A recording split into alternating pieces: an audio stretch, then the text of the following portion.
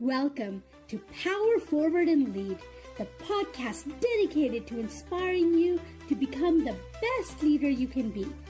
With innovative leadership strategies, practical tips on personal and professional growth, and fresh perspectives on learning and development. With your host, Fatima Zaidi, we explore the stories and insights of extraordinary leaders, learning from their journey to help you on yours. So let's power forward, lead with confidence, and unlock your full potential. And if you find today's topic meaningful, don't forget to subscribe, share, and leave a review. Welcome to Power Forward and Lead podcast with my guest, Jeanette Martin. Jeanette, you are very special to me, and I really appreciate your time coming all the way here to our podcast. And here we discuss leadership, learning, and growth strategies. You're the absolute perfect person to be here, and I'm grateful to have you as one of my first podcast guests, because since I've started my entrepreneurship journey, I have met so many social media experts and managers, and you are by far the best that I've ever met. Anything you've ever said regarding social media has really helped me in my business.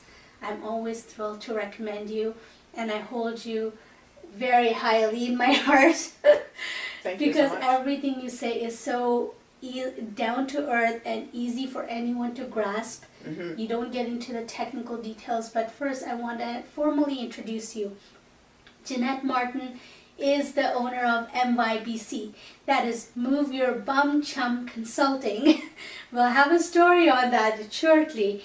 And Jeanette is the global business relationship strategist, social media whisperer, why am I not surprised, and a content manager. Jeanette is also the co-founder of Gratitude and Appreciation Summit, as well as an award-winning Master Connector.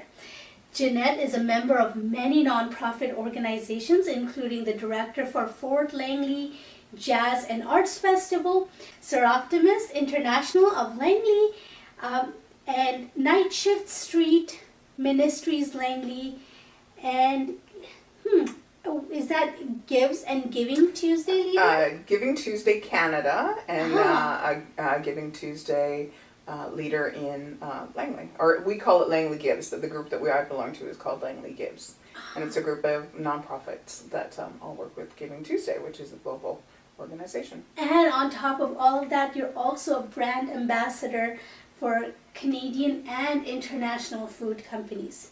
Jeanette lives by 3 core values, and those are connection, collaboration, and community. Jeanette finds pure joy in being a small part of a larger story of others. She believes that. And to be honest, you're a big part of my story, I'll say that. And I very much appreciate having you as a friend and colleague in my life. When Jeanette has a solution or connection for someone, it does not do the world any good if she keeps it to herself, and she does not. Exactly. Which we're all very grateful for. I have had so many connections on social media that were sent through you. And now let's get started, and more specifically, let's move your bum chum in the direction of your dreams and goals. And this is a dream that I'm so glad that I've been able to help you with your dream of having your very own podcast. Yeah, and actually, you helped me with my LinkedIn profile in specific, and I have been able to get a lot of speaking engagements since, through being able to update my speaking engagement. So I want our audience to get to know the Jeanette that we've all come to love. Okay. Tell me, who is Jeanette Martin?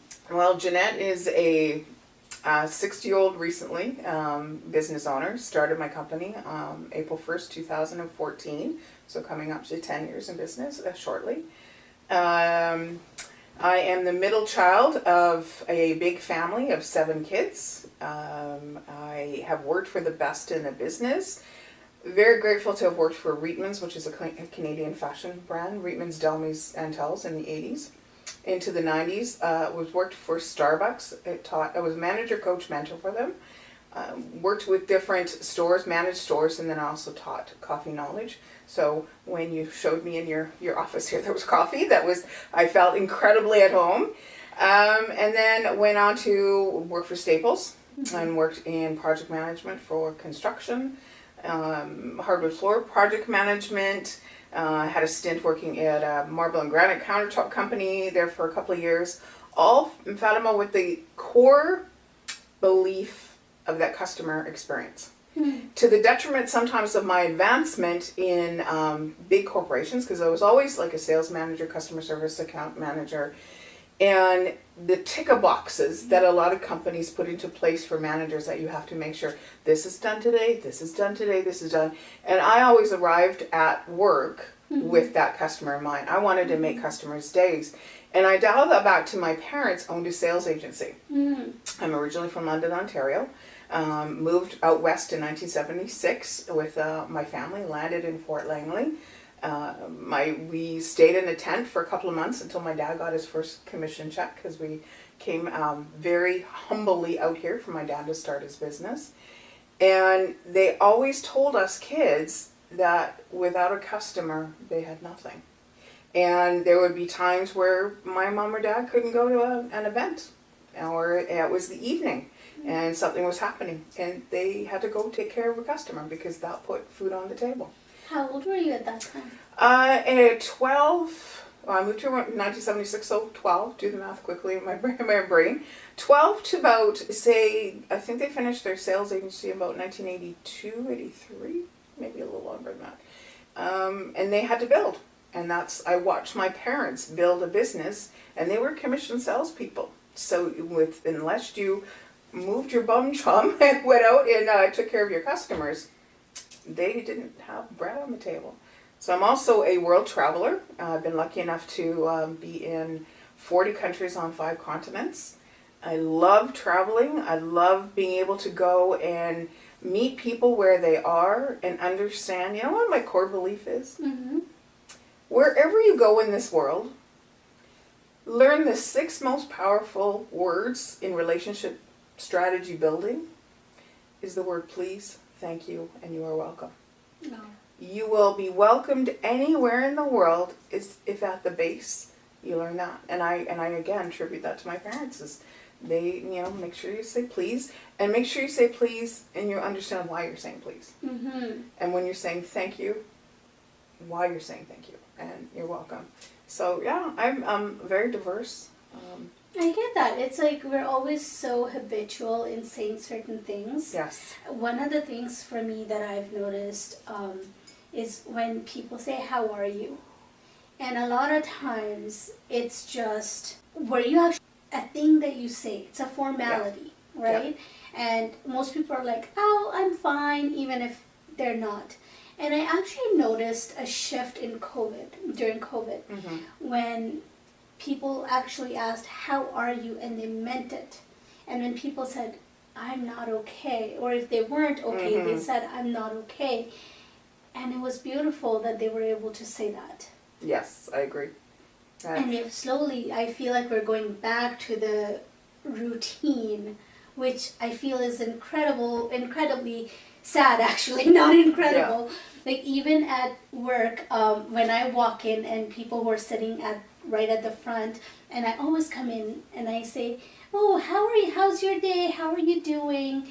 And one of them one day said, it would actually be better if you said, instead of saying, how are you? If you said, I hope you have a good day. And I said, oh, can you elaborate on that?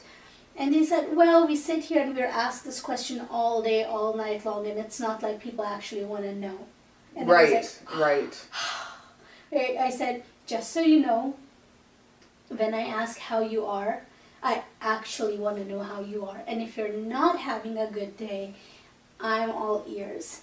That being said, I will respect what your wishes and say, I hope you're having a good day instead of, how are you today?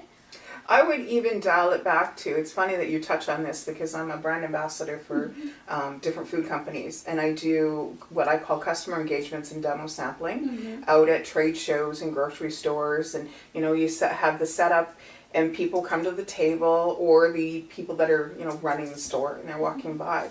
And they often say, how are you doing today? And I go, I'm just this side of fantastic. Or I'm fantabulous. And it'll take them back for a second, and they go, yeah, in between, I'm heading towards fabulous, but today I'm fantabulous. And it's so refreshing. Or they will say, have a good day, after they've tasted whatever I'm sampling, they'll say, you have a good day. And I now say, every day, all day, it's easier that way. And it stops people in their tracks, and they turn around because they're so used to going, oh yeah, you too. I stop and I say, every day, all day, it's easier that way. And almost that inflection going up, it's easier that way, it throws a bit of a question, when they say when you go up at the end of a sentence, it turns it into a question. And they will turn around and go, oh, yeah, you're right. And instead of going, yeah, you too, it leaves that relationship in a much more solid foundation that they will, look, because yesterday when I was working, a fellow walked by, I kid you not, he went, you're everywhere. And because I am in lots of different grocery stores and, small mom and pop shops, and you're everywhere. And I went, I think that's what my bumper sticker says. She gets around on the back. And it's because I make that impression, and that is a relationship building strategy. It's not a, hi, how are you? Hi, how are you? Hi, how you doing? How you doing? Because that doesn't make you memorable. No, not at all. Yeah. And I really appreciated their honesty too. They're like, Yes. I get asked this all the time. And when someone's telling you something, you gotta listen to what they're saying, right? People mean what they say. Yes. We try to say things that we think people want to hear. We try to listen to things the way we think we from our worldview. But a lot of times when people say something and they have the courage to say, hey, you know what, I would actually like this conversation to go in this direction instead, or I don't believe this, I don't want this. It is really important to actually believe people, right? Yeah, I agree. Even I even hear like, this is like actually a dating advice that at some point I'd heard, like when someone tells you something in the relationship, there, especially one that could possibly negatively impact their view, they're being honest. Yes. They're telling you who they are, right? You're not trying to change them, you're meeting them where you are or not. Right? Yes. So that's really important. So how old were you? Did you actually be involved in your parents' business? Did you? Funny you say that, yes.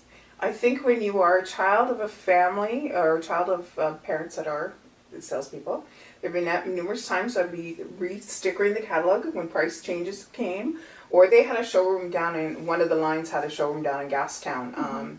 And on Mondays the showroom was open, so it was a bunch of different, giftware. They were in giftware and plush toys and that kind of stuff. So there was this showroom that was on the 7th floor of this building, and there was lots. And there'd be many times that they were on the road because their territory was BC, Alberta, and the Yukon, gone for 10 days to sometimes 3 weeks, developing their territory.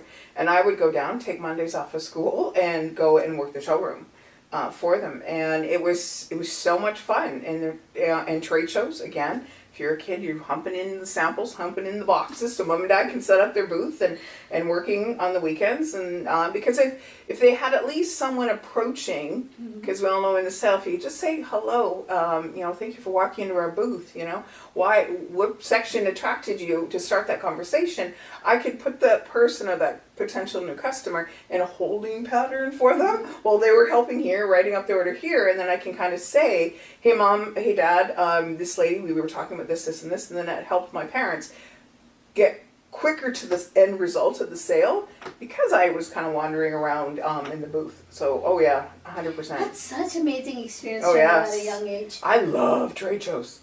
Love trade shows. They're amazing. Oh, for the people walking, people watching, as well as, to me, when we're talking about a wholesaler trade show versus like a consumer trade show, there's such a thirst for what's new. Like, these are business people that need to find the latest, greatest thing for their consumer. They are there to learn. They are there to get knowledge. They are there. So it's such a different atmosphere versus doing a consumer trade show that I've done numerous times for different clients, where sometimes the consumer is there to, what am I going to get for free?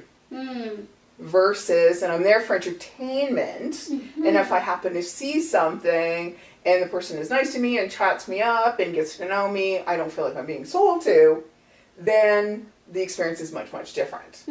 But when it's a consumer, where a wholesaler or, you know, people that run businesses, it's a much, I loved it. I just see the person is just arriving with that thought of, I'm going to learn something new today.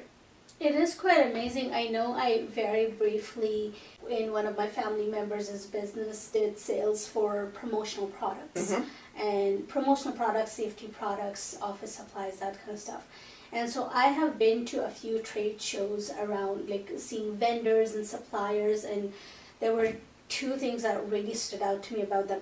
One was actually being able to put a face to a name, right? I can say, you know, whatever, XYZ company, I've been dealing with them, my clients have bought shirts from them, all that kind of stuff. But it's another to actually meet the person behind that email and say, oh, it's you, you're a human being. Yes. That was my favorite part. The other component was I just felt so creative, right? In trying to, when I'm going in there, I am not only looking for newest or latest ideas on how to market my business, but also what I'm keeping an eye out for something that might be a solution for an existing customer, right? Totally different mindset than going to a consumer trade show, where you are just going for fun, socialization. You grab your family or friends and go, hey, let's go to this trade show, see what's there. Love those two. That's a whole different level of creativity, right? I just love, especially the booths that do handmade items or the stories behind some businesses and how they started. Oh, I love that. Love that so much. So walk me through your journey of how you went from working in your parents' business to the retail work that you did as manager, as well as project manager, to social media. Oh my goodness. So in the common thread through it all is I was the type of manager that, or I would say a type of employee, let's dial it back even one more, that when I was started in business, oh, you know what, I'm going to even pause and go back one more. I was a girl that, you can tell those of you that are watching on video, I'm tall, I'm 5'10", I'm not a svelte, small person, but when I was younger, I always thought that I could do something with it. I was told, you're blonde hair, you're blue-eyed, you could do something with this, you could do something with this. You could be a model, you could be a flight attendant, you just had to lose some weight. Well, in the mid-'80s, the advent of plus-size fashion came to be it. All of a sudden, stores understood that, oh my gosh, there's a whole segment of the population that has money that wants to look good as well. So all of a sudden, all the designers were plus-size models were coming on board. So I looked at myself in the mirror one day and I went, you can do something with this. So I called around to, I was 18 at the time, just living on my own, 18, 19, looked in the mirror and said this, and I started calling around to the different modeling agencies here in Vancouver. Vancouver in the 80s had a very high fashion modeling business because we're close to Japan, and of course down to LA, we're very close. That all of them wanted to do packages for me. Oh, we'll take your headshots, we'll do this, we'll do that, we'll do this. And I called Blanche McDonald Modeling Agency, which is still based in Gastown. It was kind of fun because it was close to the showroom I was helping my parents at. And they came back with, after you take our programs, you will be able to do this for yourself, this for yourself, this for yourself. So I decided to enroll in being a plus-size model. Was going on the weekends. And came out of that, graduated with a bunch of size 0s and size 2s on the runway, and I was probably about a size 20 or 22. and started doing showroom modeling for a lot of the plus size stores that were starting to pop up.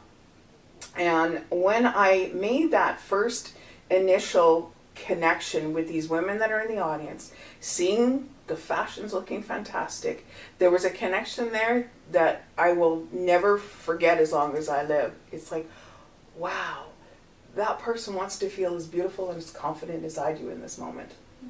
And so I started working for some of the stores.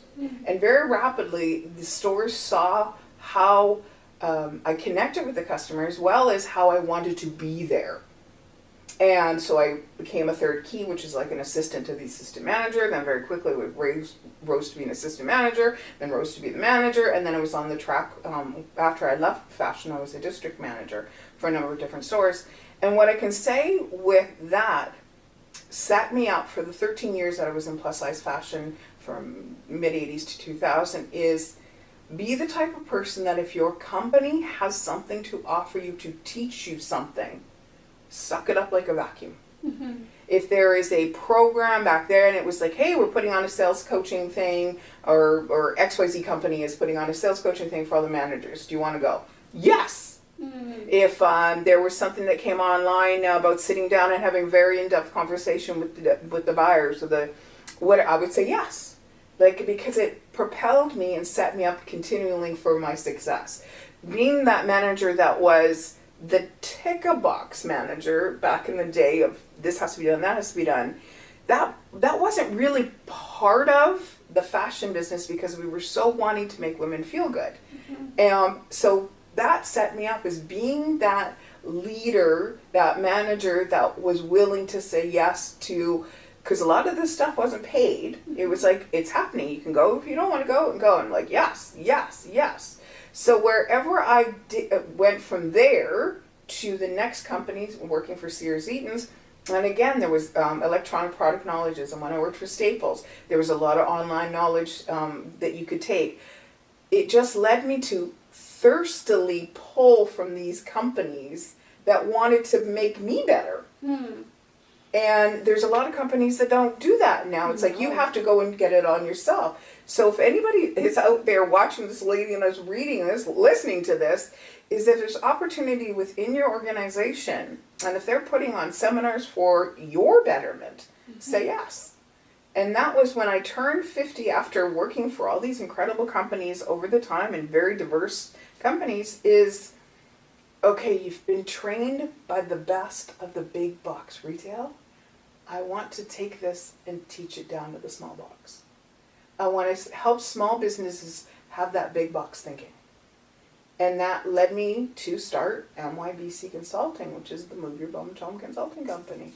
And that led me to understanding, okay, Jeanette, you now have built a 40-year, because I started babysitting, I can consider my babysitting years part of my entrepreneurial journey, to 40 years of learning and building these incredible relationships that I had in my reality. How was I going to communicate it out to whole new people? And that's where I started using social media and posting and building those relationships and stories, bring the people that were in my reality online. Because right now in business, our credibility is and always will be based upon the words coming across somebody else's mouth about you. So if I tagged you into a post about this, we're doing this lovely podcast, great experience, oh my gosh, the setting was, you were so comfortable in setting this up, and I tag you into it. It's like the new word of mouth. You then coming into the comment box afterwards and saying, it was a pleasure having you on. You're a great first guest. Thank you for coming all the way you did. What you've said at the beginning of this podcast. And you elevated me in this because I elevated you. And this is what I do in my reality. So I mirror it online. No, that is incredible. And that was one of your actually philosophies that really stood out to me on social media, talking about elevating other people, talking about how every time someone tags you, every time someone talks about you, that's almost like a recommendation or a testimonial. Yes. Absolutely. And how it can elevate you. It really shifted my perspective, not just in business, but also at work. If someone sends an email and says, oh, Fatima, you did such a great job on this. Thank you so much for all your help. And then there's 3 people CC'd to that email. They've just like elevated me in their eyes, right? Exactly. And I notice that a lot more on social media as well. Like if I see something like that happening, I'm like, oh my gosh, look, that person just elevated this person. And actually the language I use for myself is build the person's credibility. Yes. Because one of my very strong core values is credibility, and it's really important to me. And so, not that I didn't know about it before, but I've become so hyper aware of that. Mm-hmm. And even when I'm making posts, writing comments, sending out emails, I'm always thinking about, hey, what can I do to elevate this person who's so deserving of that? Yeah. Yeah. And how I used social media, how it led to me getting others, such as yourself, I've been your coach for a bit on social media at different times, is my friends and other fellow business people were seeing how I was using social media. And they said, Jeanette, can you teach me how to do that? Mm-hmm. And I thought back and went, oh, I can charge for this? Because it comes so naturally. And I think those of us that start businesses or professionals, we truly, what we love, we want to give it away. And then on the flip side, that we keep reading all over the place is know your worth. And know your worth, oh, okay, so what I have is of value to you. I would love to gift it to you all the time. However, I need to keep a roof over my head. I need to keep food in my belly. I need to keep, doing what I do my greatest self as well. So that led to being social media and teaching people. And there'd be a time where I taught them and they go, okay, Jeanette, great, I understand it. I don't want to do it anymore. Can you do it for me? Mm-hmm. And I won't take a customer unless we have done this. Mm-hmm. I don't go from zero, someone hiring me to do their social media, without them walking a journey with me for 2 to 3 months. Because if I'm going to do their content marketing, I need to hear their tonality. I need to hear that they maybe not use the word awesome ever. Mm-hmm. I need to, because all of a sudden if I start posting stuff on their behalf, mm-hmm. someone's going to read it, fall in love. I often say they fall in love with the person, that's behind the screen. And then they go, okay, I'm going to do business with that person. And they get them on the phone. It's like, you're not talking the way that you talk on social media. Excuse me, I want the person I fell in love with on my device. And now you're being very black and white, where before it seemed like you were lively and fun and exciting. And it's like, no, I have to understand the businesses that I work with, tonality, inflection, would they comment on a post about X, Y, or Z? Because I'm out there writing the chapters for them. They're building their book. I'm helping them write their chapters with their content marketing.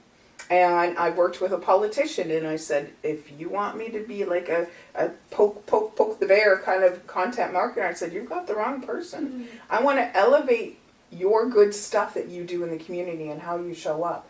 That has got more value in people's lives than you poking the bear. Touched my heart. Yeah. Like I have attended like other social media or Instagram workshops, and while I consider myself to be a technical person, I was not only felt kind of bored out of my mind, but I also noticed other people dozing off when they start to talk about algorithms and this and that, and if you do this, you can cheat the formula, and if you do that, and oh my goodness, I absolutely found social media dreadful because of that, right?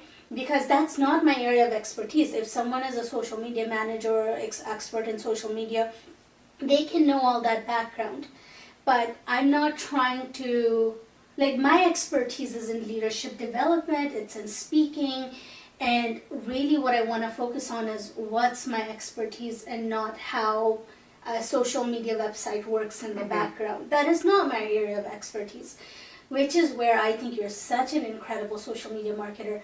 for coming from that perspective, for coming in from the perspective of, hey, I want to make sure the person you are on social media is the person, or reflected in the social media is the same Yes. person that you are, that people fall in love with both ways, right?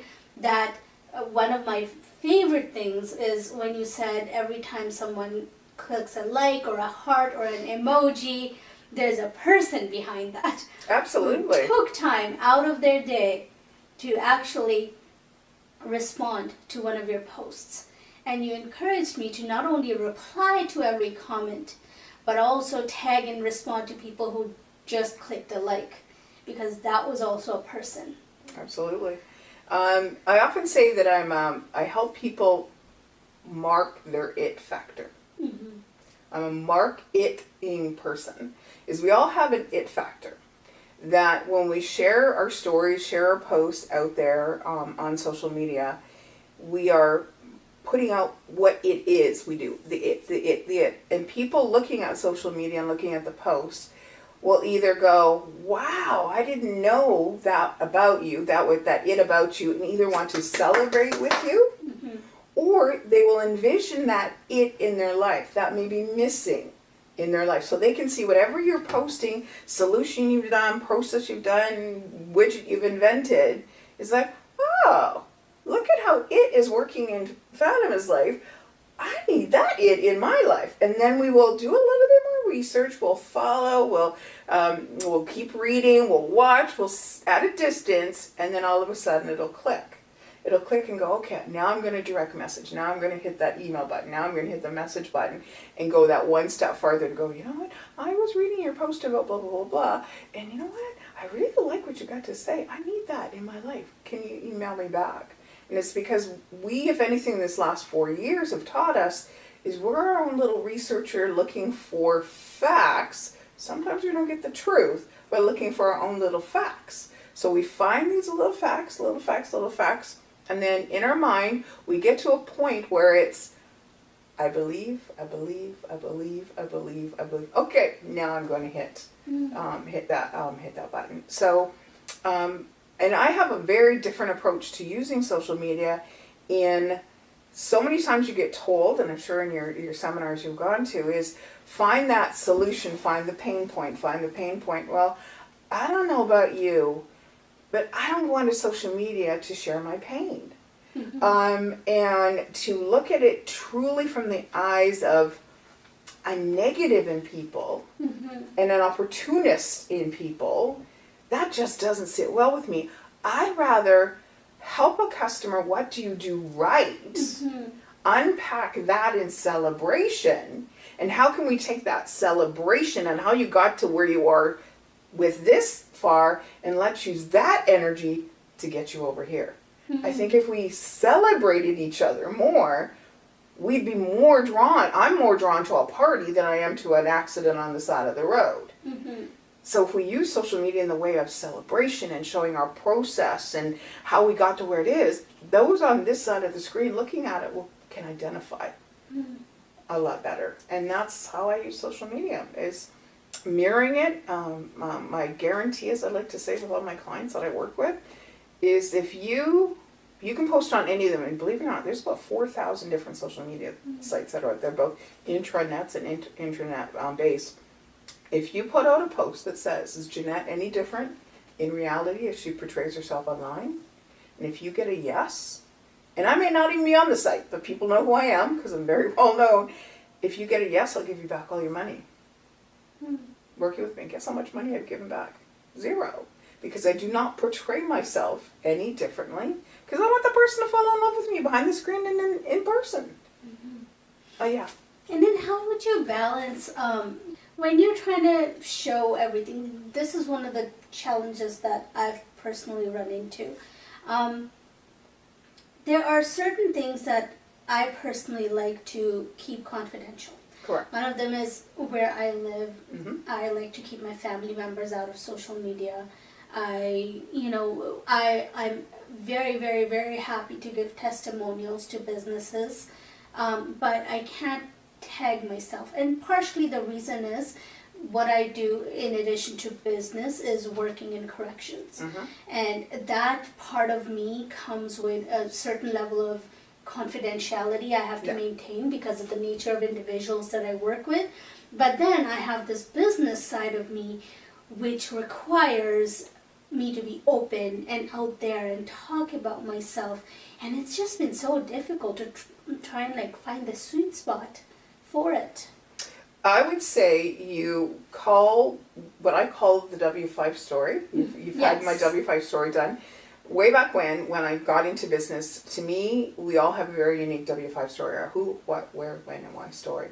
And when we take that apart, and what I like to say is apply it to yourself. So what are the who roles that you wear in this life? What do you do in those roles? Where do you do it? What physical location? What is a when moment you could share out to the world that backs up that role? And why would you want to share it out? It will be a credibility booster. It'll be a celebration poster, whatever that is take that approach to your business. Okay, so who are we in Project Instigate? So who are we? And even though we're, like me, I'm a me, myself, and I company. So who is my VC Consulting? So then coming up with the different who roles that you have, so teaching about leadership, teaching about the process of getting there, whatever that is for you. Okay, so what is that one thing that role does? What is that one role? What is that one role? Where do we do that one role? Like your podcast, you're in your office today. Where are you doing that physical thing? When moment could you share when you're in that role on social media? So breaking it out like that and figuring out the things that you are doing in reality. Here you go. Here's a perfect example that I tell people that have been through my W5 story, is looking at your calendar at the beginning of the day. And you look at your agenda, what you're going to do, and identify and go, oh, I'm going to be that who person, I'm commuting today. I'm going to be that who person, I'm going grocery shopping. That's a role we wear. Oh, I'm in my podcaster role today. I'm going to be in I'm meeting one of my clients. We're going to go through their next level step on their leadership journey. Oh, I'm going to be my wife tonight because I'm going out with my hubby. We're celebrating whatever. And go, okay, physically and very purposefully going, okay, when I'm in that who role, I'm going to remind myself to take a photograph, take a little video, something in that role that you can kind of put in a Dropbox to use later. So then when you take a look at that little video or pictures and after the fact go, oh, who was I again? Oh yeah, I was at my podcast. What was I doing? Yeah, I was setting up. Where was I? And therefore, because everything can have a story connected to it when you share it out to the world. Like something as simple as this today. You could have walked in my office for today, going to be doing my podcast. Okay, setting up the camera, making sure the angle's right. And remember that the story or the words that you share out to the world. Me on this side of the camera, or it's not camera, me on this side of the device will look holistically at that picture. We begin to put our own stories together. And you'll put there, setting up the camera, checking the angle, making sure my guest is going to feel really comfortable. Me going, wow, when I hire Fatima to teach me about leadership, she's going to be ... Like you're giving me a checklist of what yourself and your leadership style is going to be. Okay, so this is how we can share out to the world. Putting what you had for supper, who the heck cares? But sharing those small bits that back up what you do and how you show up in life. I hope that makes sense. Absolutely, and it really deeply resonates. Thank you. Yeah. And so actually, since we're speaking about that, I think that leads me to wanting to share about your lifting up system. Let's talk about that. Well, when after the W5 stories, the system came up for myself, and I sat back and I looked at this, because like I said, prior to starting my business, I knew a lot of people to the four corners of this round world that knew who I was, what I did, where I did it, when I did it, why I did it. I need to mirror that online.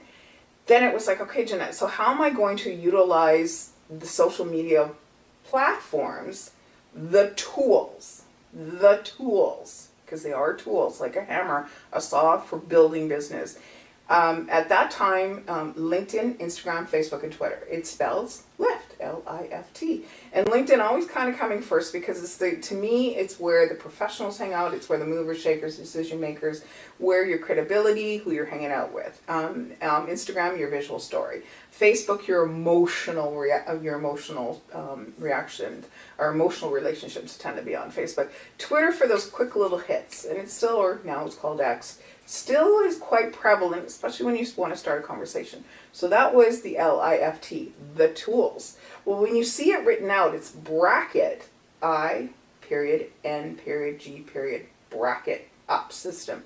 Well, I is your intentions, and if anything in the last 4.5 years, wow, have we seen some very intentfully, poorly used use of social media.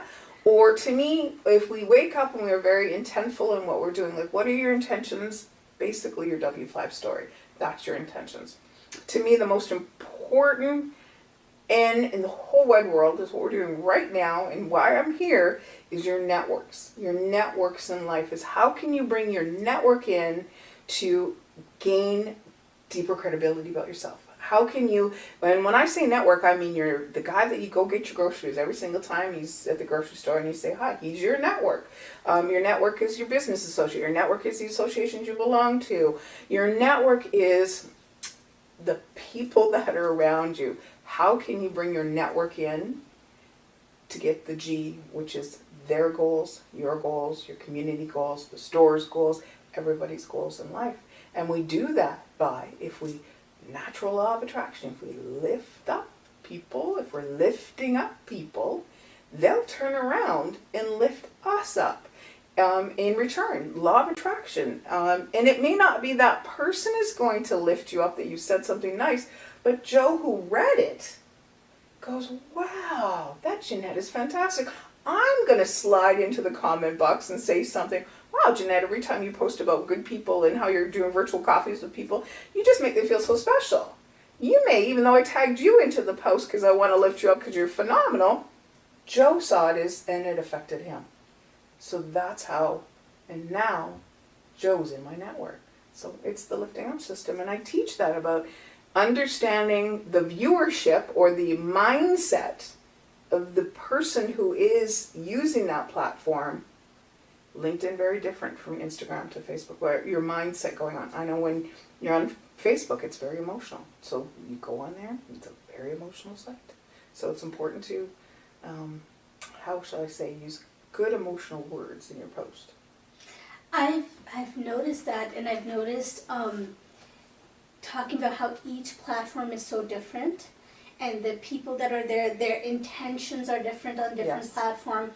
How you can't just take one post and make the exact same post on all 3 platforms, right? I know that is something I've been doing, but I have been.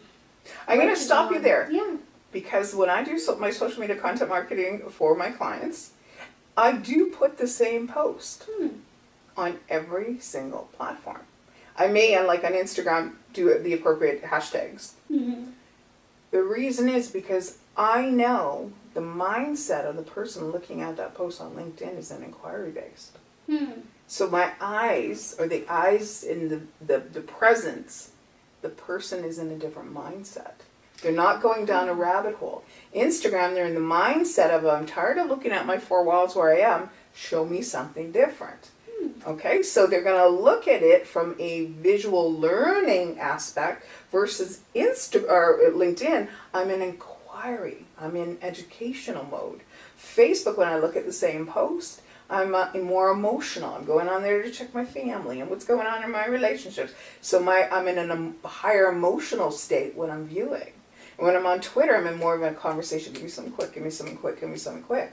So I have had clients for 5 years, and they have told me, Jeanette, it's interesting how you post the same thing across. Like I said, tweaking it for different hashtags where appropriate.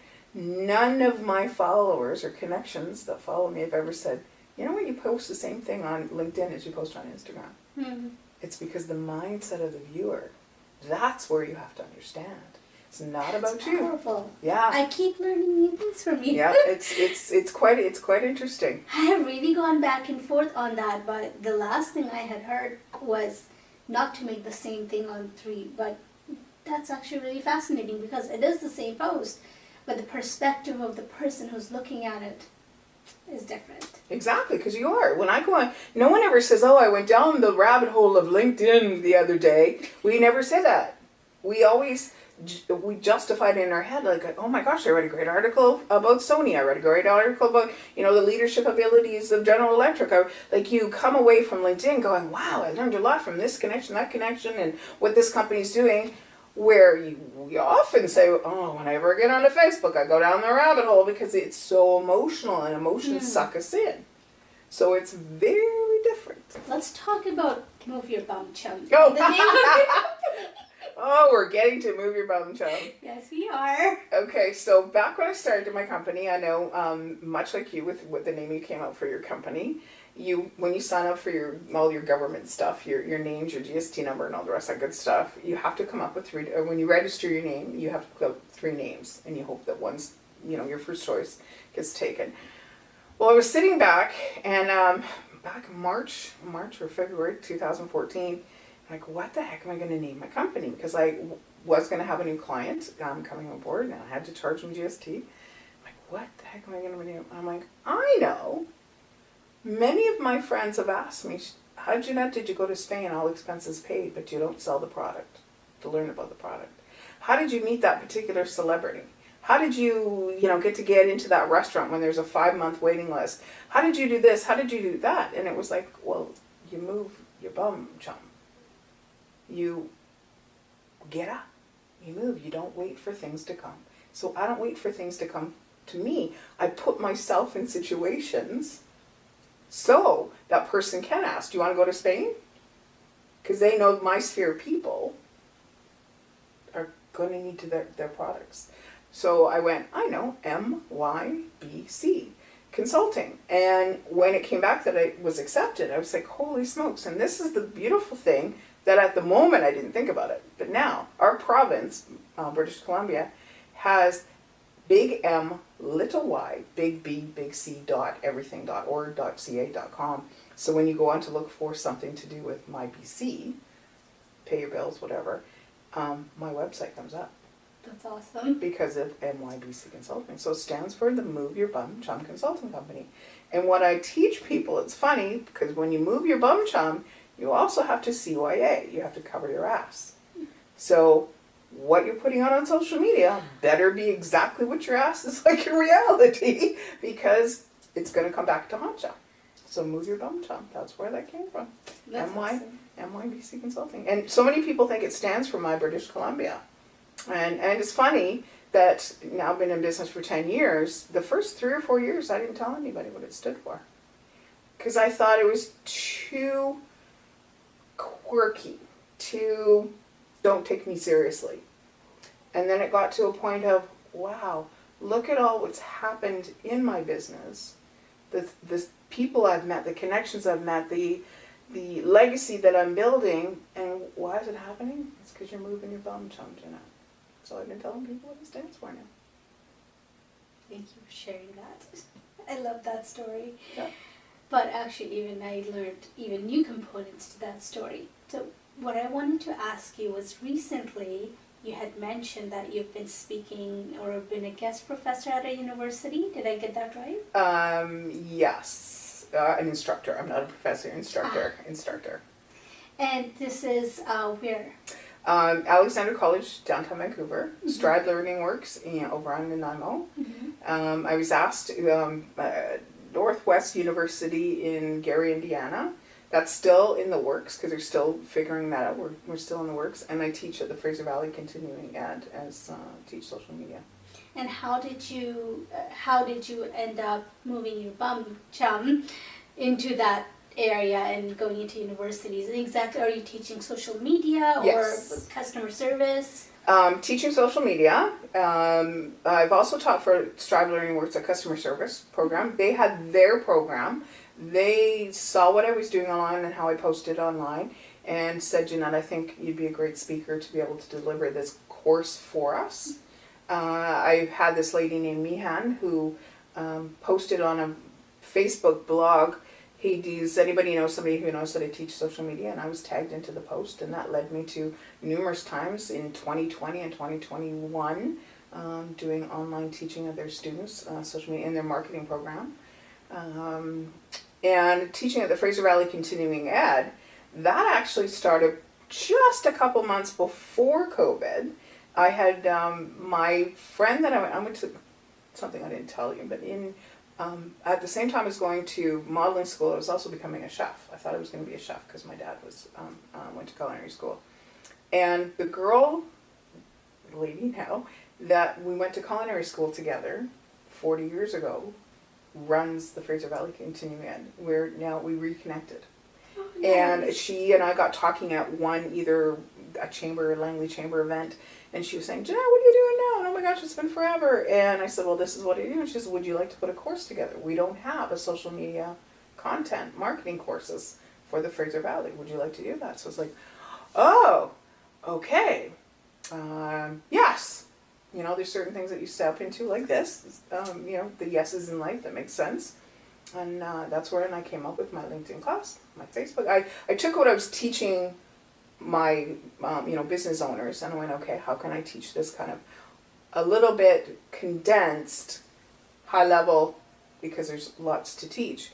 And I presented the 4 courses, the LinkedIn, Instagram, Facebook, and Twitter classes. And of course, that was 2019, and then it very quickly in 2020 morphed online. Strive Learning Workside, can you do the same thing? Alexander College taught in downtown Vancouver, can you do the same thing? And then of course the university, Northwestern University in Gary, Indiana, saw what I was doing. And also by networking online and telling people what I did, and then having those Zoom meetings, and then they saw what the program was like. So that's how I started teaching. And did Gratitude and Appreciation Summit come before or after this? That was before. Before. Yeah, 2018. Let's talk a little bit about that as well. Oh, that's my living legacy project. Maybe it was Gary Vaynerchuk. I really like him. He's a multimedia guy. I love his story. And he says, you got to be living your legacy. Don't leave a legacy. And Kathy Fester, who was the other co-founder of the Gratitude and Appreciation Summit, was a client of mine. She was a, much like yourself, duality business. She's a high school music teacher, and she has a send-out cards business. And she was like, there's so many things in teaching that you can't bring out of the school, and how can I get more business? How can I let people know? So she was a client of mine. And we were having these different meetings. This is what you can post. This is an idea. This is an idea. And for my birthday in January 2018, she gave me Cody Bateman's book called, Relationship Marketing, How It's Changing Business. Paraphrasing the name of the title of that book. And I read it in a day and a half. Tabbed the heck out of the book. Because what he does is he shows appreciation for people using greeting cards. And he developed this whole app, and he's got, it's a relationship marketing company now.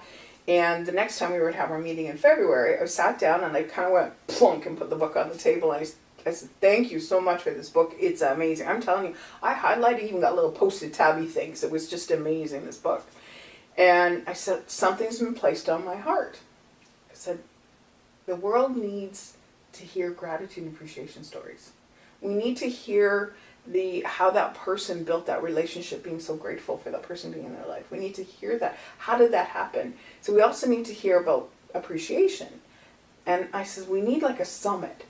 This was in 2019. We need it was 2019 that this all started happening.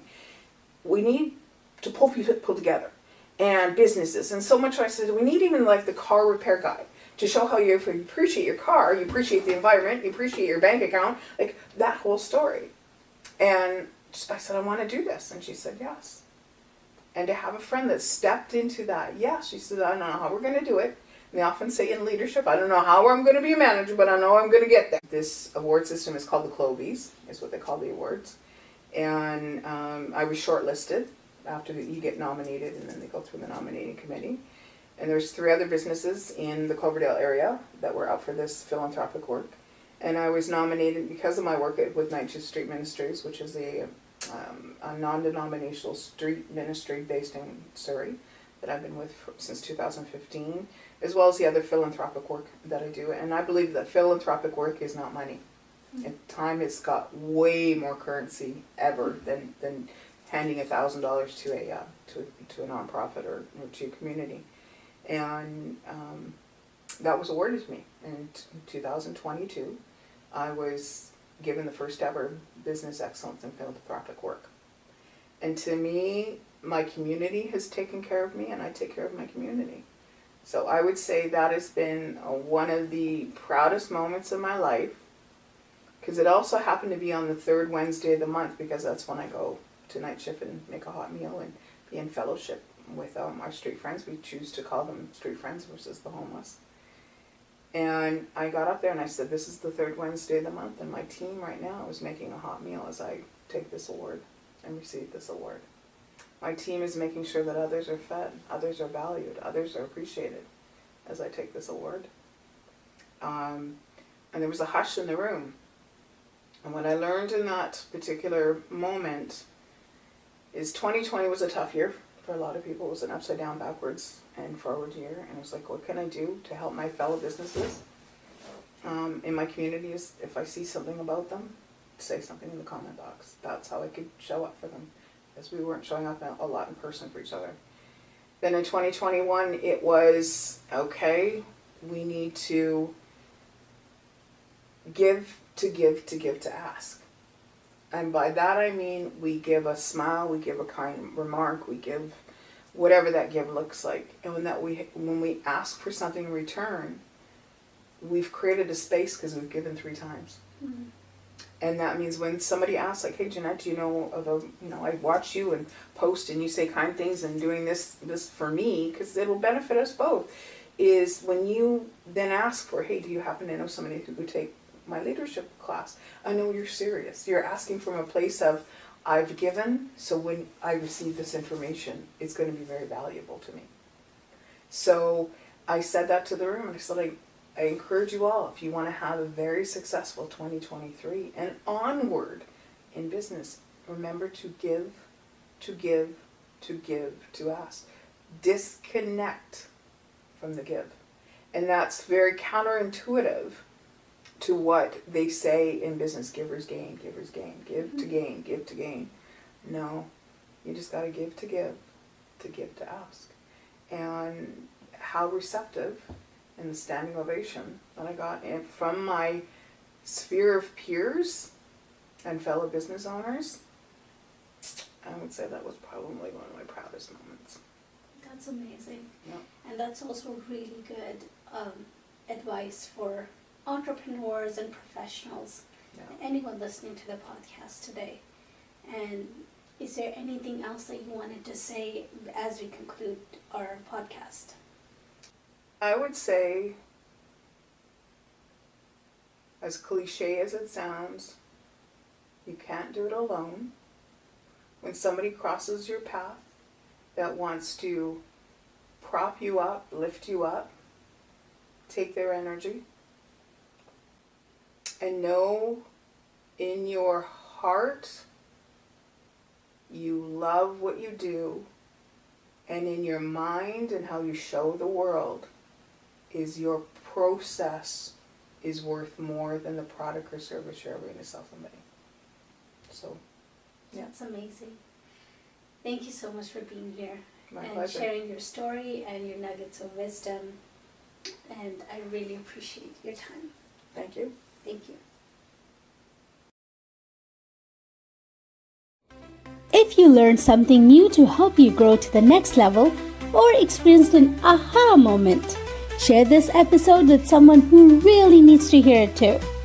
And if you enjoyed listening to this podcast as much as I enjoyed delivering it, please take a moment to subscribe, comment, leave a review to help this podcast grow. Thank you. See you on the next episode and have an empowering day.